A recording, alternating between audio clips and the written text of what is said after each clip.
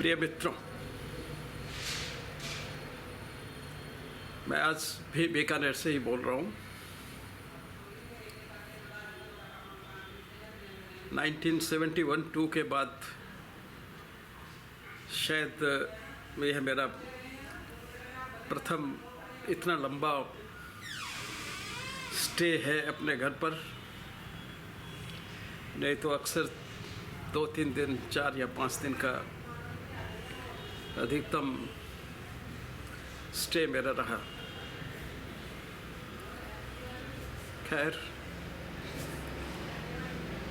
आज मुझे एक नेपाल के काठमांडू में 98-99 में यूनिफेम के द्वारा ऑर्गेनाइज्ड कॉन्फ्रेंस, जिसमें सभी सार्क देश और कुछ आगंतुक दूसरे देशों से भी बुलाए गए थे, आमंत्रित किए गए थे एक कॉन्फ्रेंस के निमित्त, उसकी याद आ रही थी। उस कॉन्फ्रेंस में करीबन 200-300 लोग होंगे। सार्क देशों के सभी लोग थे, इंक्लूडिंग पाकिस्तान, और कुछ यूरोप और यूएसए से भी लोग थे वहाँ पे। और इस कॉन्फ्रेंस का ध्येय था साउथ ईस्ट एशिया और फार ईस्ट के लिए गाइडलाइंस बनाना, औरतों पे अत्याचार रोकने के लिए। इसको कैसे रोका जाए, इस पे विचार विमर्श करके और कुछ गाइडलाइंस डेवलप करना था।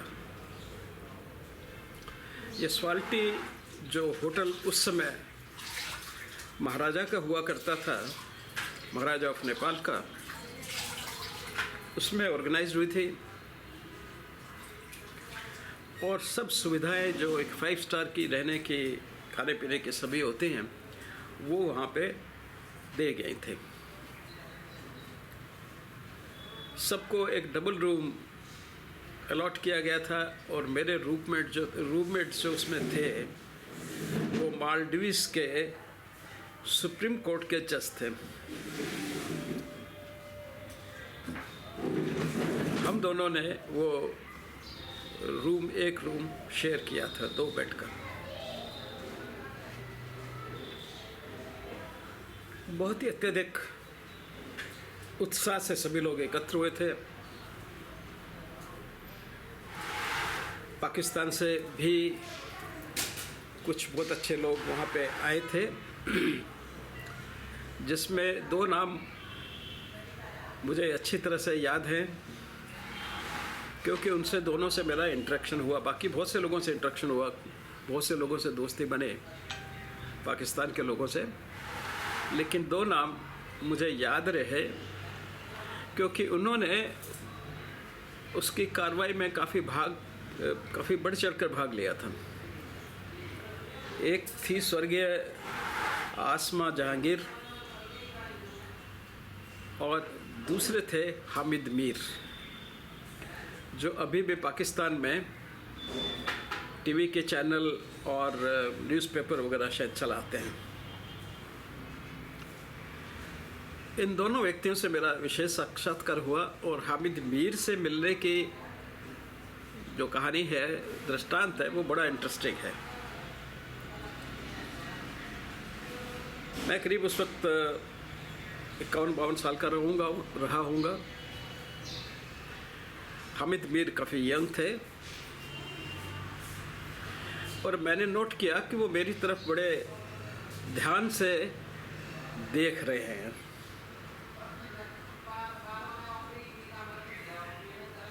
मैं कुछ समझ नहीं पाया। मैंने शायद अपने हिंदुस्तान के कोई होंगे दूसरे एक्सपर्ट फॉरेंसिक के, जिनको इन्होंने निमंत्रित किया होगा, तो वो होंगे शायद, पहचानने की कोशिश कर रहे होंगे। लेकिन मैं जब वॉशरूम की तरफ गया तो वो भी मेरे पीछे पीछे आ गए। मुझे थोड़ा सा अटपटा सा लगा और मैंने वॉशरूम जाकर के जब वापस आ रहे थे तो मैंने एक थोड़ी देर के लिए उनका इंतज़ार कर लिया। वो आए, शायद वो भी मिलने के, ऐसा मेरा अंदाज़ा है, वो बता तो वही सकते हैं। मैं बाहर खड़ा हो गया और मैं जैसे आए उनको गर्दन झुका कर मैंने अपना रिस्पेक्ट शो किया तो वो वहीं रुक गए। और वो मुझे कह लगे कि मैं आपको बहुत देर से ऑब्ज़र्व कर रहा था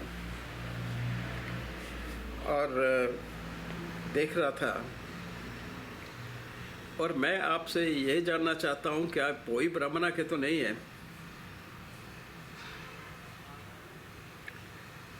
मैं बहुत ही आश्चर्यचकित हुआ। इस व्यक्ति को मेरे गांव का, जो पाकिस्तान बॉर्डर पे है, हिंदुस्तान और पाकिस्तान के बॉर्डर पे है, जम्मू कश्मीर में, इनको कैसे अंदाज़ा हुआ? मैंने तो कहीं लिखा नहीं है। तो मैंने उसको कहा हाँ मैं वही का ही हूँ। तो बोले बस मैं यही कंफर्म करना चाहता था। फिर उन्होंने बताई कहानी कि मेरे एक टीचर थे, अध्यापक थे, जो उनको शायद ट्यूशन पढ़ाया करते थे। तो उनकी बोलचाल का तरीका उन्होंने मुझे बोलते सुना होगा। बोलचाल की जुबान जो है बिल्कुल आपकी तरह मिलती थी, बिल्कुल आप जैसे। तो मैंने सोचा हो ना हो ये भी वहीं के होने चाहिए। तो इसलिए मैं कंफर्म करने के लिए आपको देख रहा था, ऑब्जर्व कर रहा था, और मैंने अभी मुलाकात हुई तो पूछ लिया। मैंने कहा हाँ बिल्कुल मैं वहीं का हूँ, और हो सकता है भी वो हमारे गांव के बोले नहीं, वो भी वही के थे, वही के ही थे। तो खैर हम दोनों मुस्कुराए इस एक कोइंसिडेंस पे। उसके बाद मेरी उनसे ज़्यादा बात नहीं हुई। एक बार घूमने उनके साथ में वही सड़कों पे, काठमांडू की सड़कों में निकले रात को, शाम को। फिर बाकी थोड़ा टाइट शेड्यूल था वहाँ पे, तो सारे शेड्यूल वगैरह अटेंड करते रहे। हम तो बहुत ही गहरी दोस्ती से, और उनके कारण फिर और बहुत से जो लोग पाकिस्तान से आए हुए थे, हिंदुस्तान से 2 ही लोग थे हम लोग, मैं और एक IPS ऑफिसर थी दिल्ली के, जानता था मैं उनको, वो मुझे जानते थे। हम 2 थे, लेकिन पाकिस्तान का डेलीगेशन काफ़ी बड़ा था। और फिर उनके डेलीगेशन के साथ ही मैं घूमता रहा, क्योंकि वो लेडी तो अपने काम में व्यस्त हो गई, और मैं उन लोगों के साथ में सारा जो काठमांडू वगैरह देखना था वो किया। और मुझे आनंद भी आ रहा था कि जहाँ मैं पैदा हुआ उस साइड के कुछ लोग यहाँ हैं जो मुझे पहचान रहे हैं।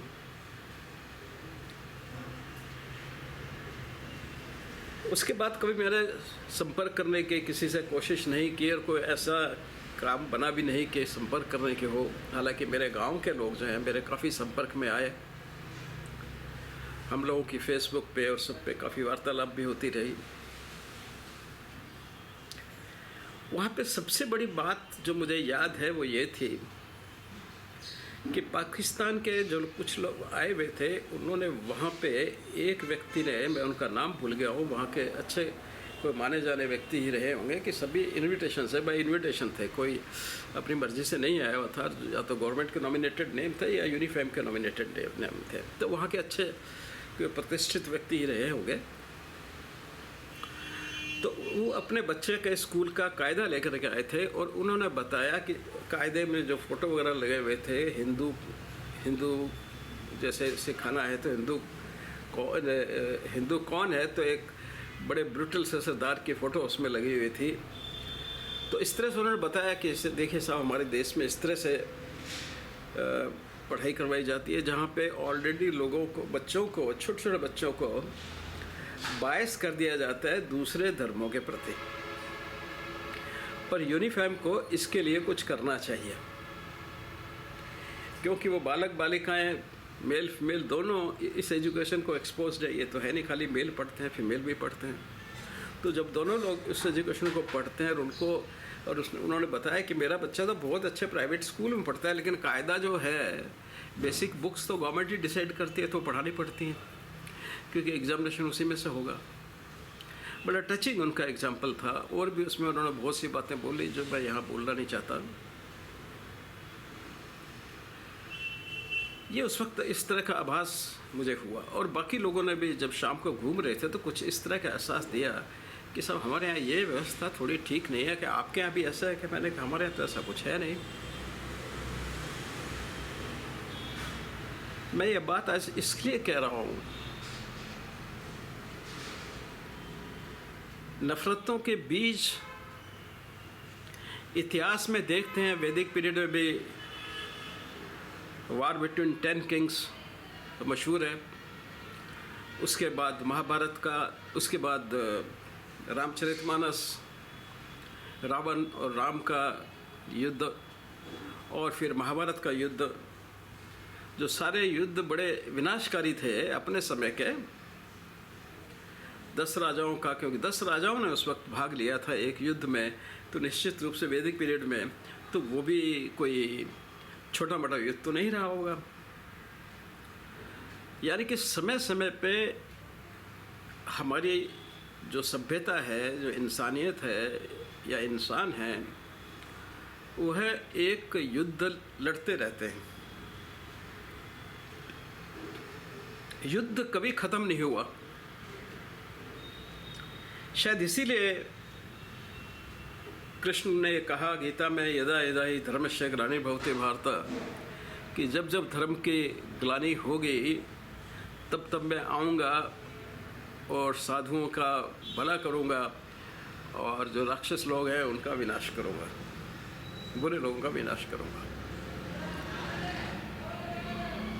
हमने उसको हमेशा अच्छाई और बुराई की आँखों से उस युद्ध को देखा। लेकिन ये युद्ध यूरोप में भी होता रहा, सब जगह होते रहे। चंगेजी खान की तरह आदमी सब जगह हुए, युद्ध हुए, जहाँ पे लाखों लोगों को मारा गया। अलेक्जेंडर चला, जिसको हम अलेक्जेंडर ग्रेट कहते हैं, मुझे नहीं मालूम क्यों कहते हैं। कितने लोगों पे उसने अत्याचार किया होगा। सबसे बड़ा अत्याचार तो वो जो लोग उनके साथ चल के आए, और फिर वो सेल्यूकस को यहीं छोड़ गए, यहाँ का राजा बना करके, जीत करके।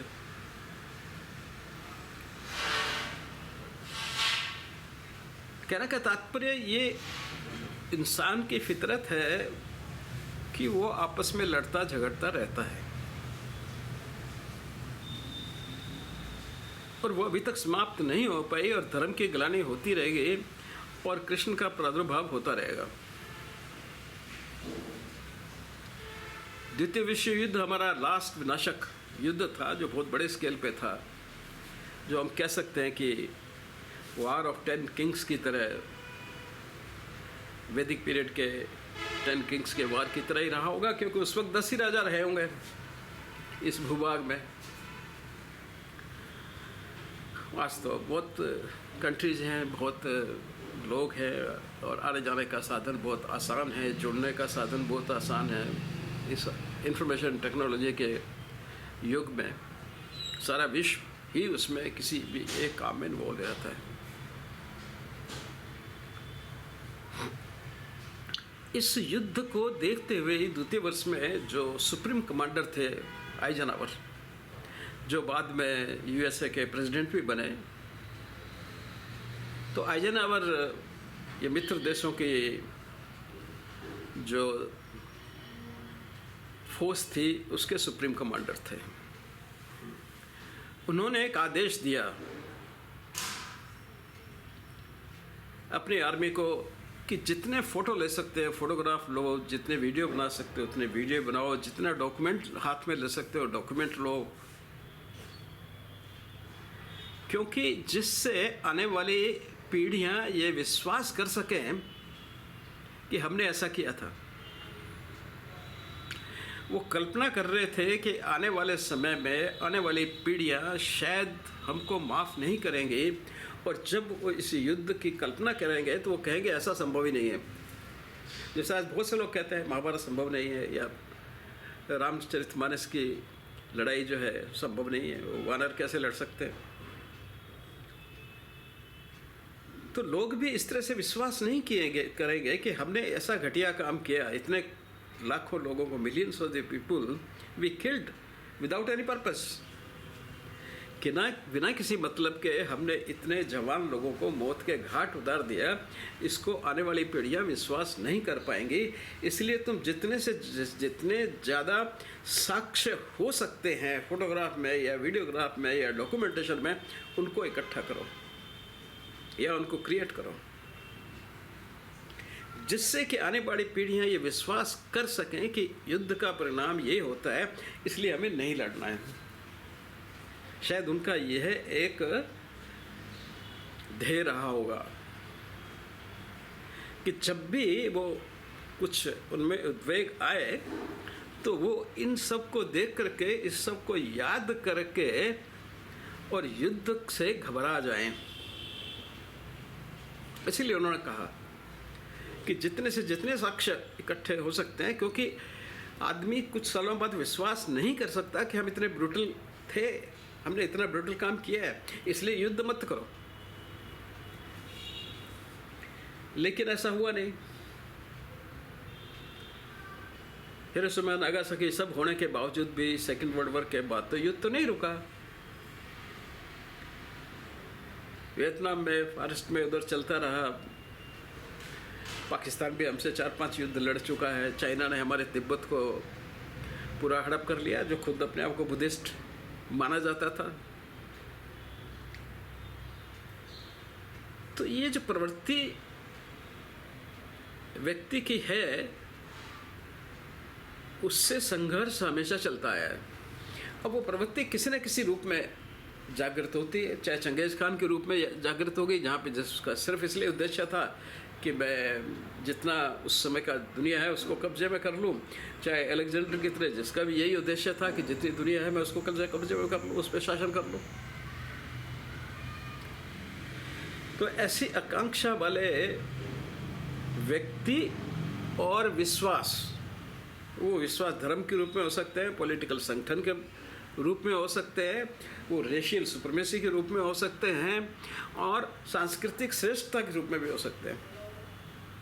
एक संस्कृति समझे कि हम बिल्कुल पूर्ण हैं, संपूर्ण हैं, हमसे बेटर कोई नहीं, इसलिए दुनिया को, सबको इसी को फॉलो करना चाहिए। या कोई धर्म ऐसा समझे कि सब हमारा धर्म तो फाइनल है, अब सबको इसी धर्म को फाइनल, इसी को फॉलो करना चाहिए, यही एक रास्ता है भगवान तक जाने का। अरे यार, भगवान तक किसने देखा है? पहले तो तुमको मरना पड़ेगा, उसके बाद जाओगे। अरे मोक्ष तो मरे से प्राप्त होगा ना, जिंदे से तो मोक्ष प्राप्त नहीं होगा। वो जो 72 हो रहे हैं, जो कुछ भी है, मैं नहीं जानता क्या क्या है वहाँ पे, लेकिन वो सब तो मरने के बाद ही मिलेगा ना। तो जब तक तुम जिंदा हो तब तक की चिंता तुम क्यों नहीं करते? तुम नहीं करते। मैं ये सब फोटोग्राफ जो आपको यहाँ दिखा रहा हूँ, उसका तात्पर्य यही है, एकमात्र यही है कि युद्ध के और व्यक्ति कितना क्रूर हो सकता है।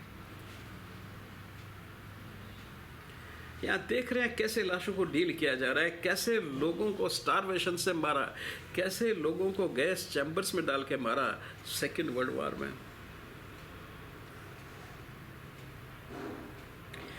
इस क्रूरता को क्या हम सुधार सकते हैं क्या? यह सबसे बड़ा प्रश्न है।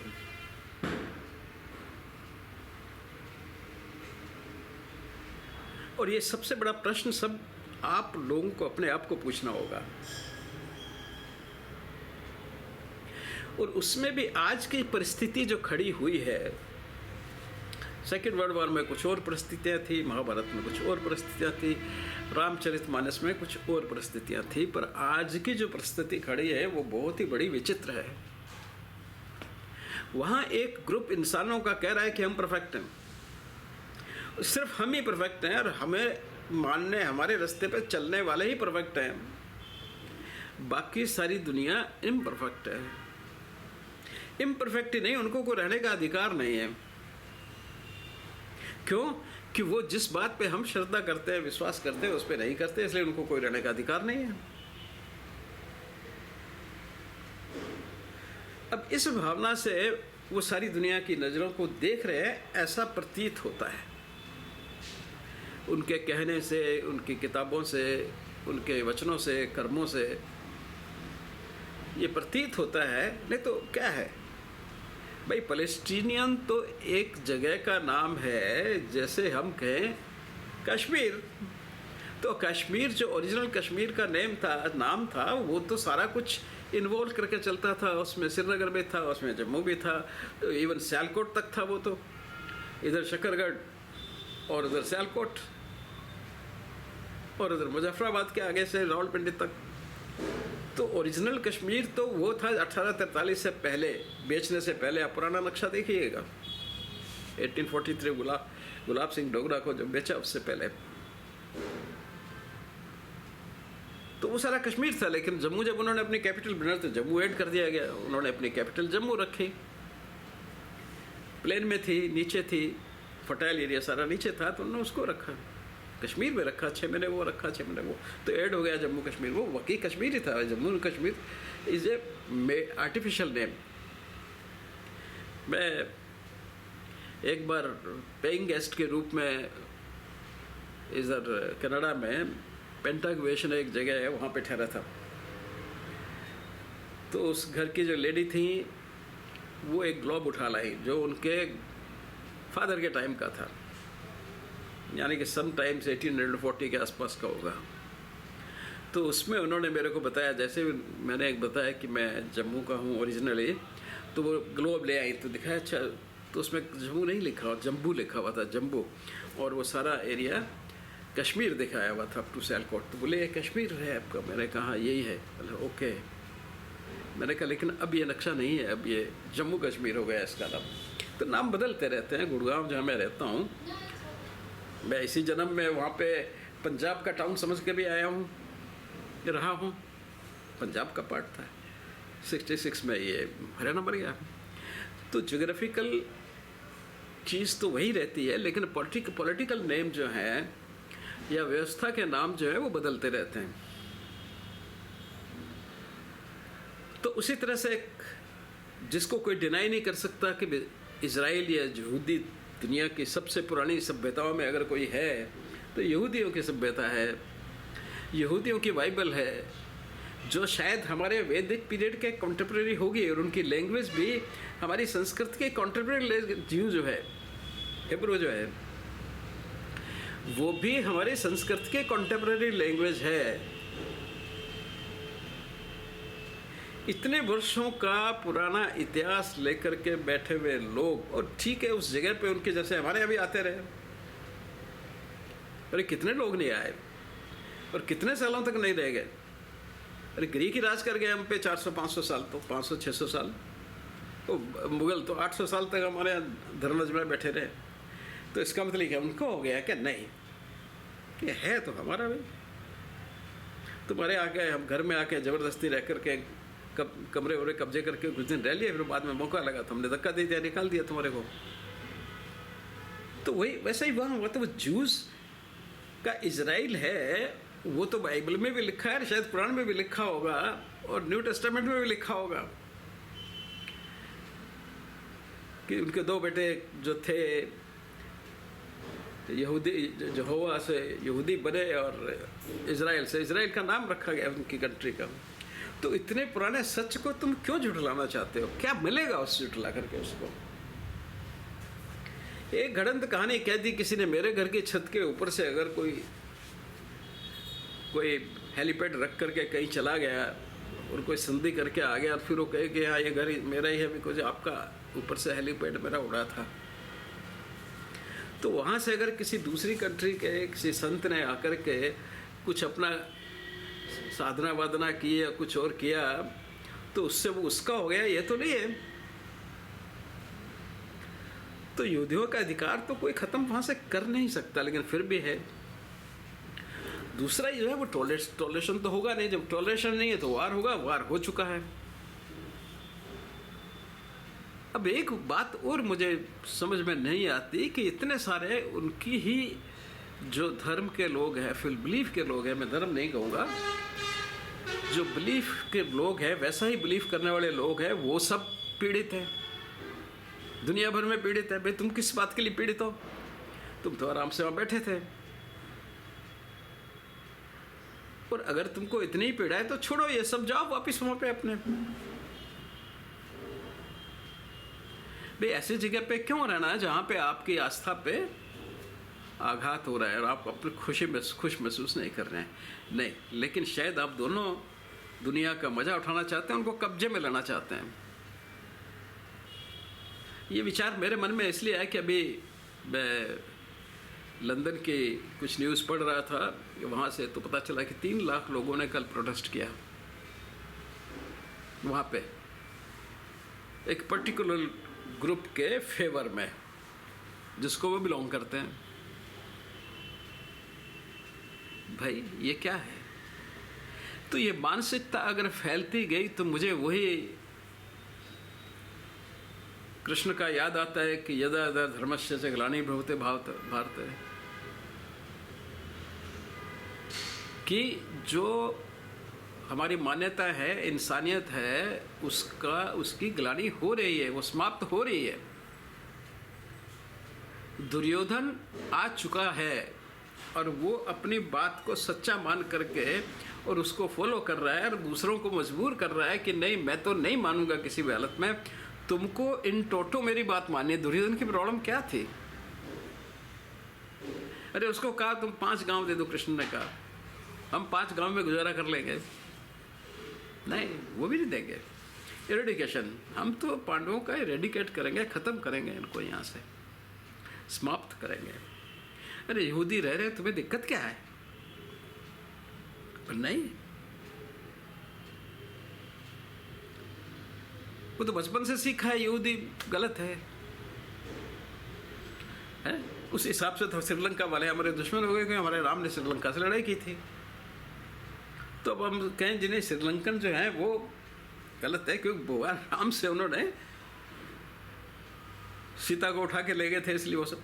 ये बकवास है। वो हुआ होगा, उस जमाने की परिस्थितियां कुछ अलग रही होंगी। जो कुछ हुआ वो एक इतिहास है, यानी बीत गया, वो पुराना है। उस पर कोई आप अपना मान्यताओं को नहीं मान सकते। उन आधारों पे अब लड़ना एक बहुत बड़ी बेवकूफ़ी है। और जो कर रहे हैं वो मुझे लगता है कि इस बेवकूफ़ी करने से मानेंगे नहीं। तो फिर दुनिया का क्या होगा? वो यही होगा जो आप इन फोटोग्राफ्स में देख रहे हैं। ये मान के चलें, ये फोटोग्राफ 70 साल पुराने हैं।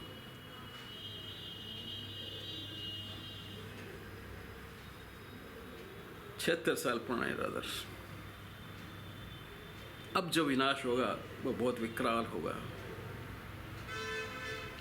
अब जो विनाश, अगर उस तरह का विनाश हो गया, वर्ल्ड वॉर हो गया, तो वो विनाश बहुत ही विकराल रूप लेकर आएगा।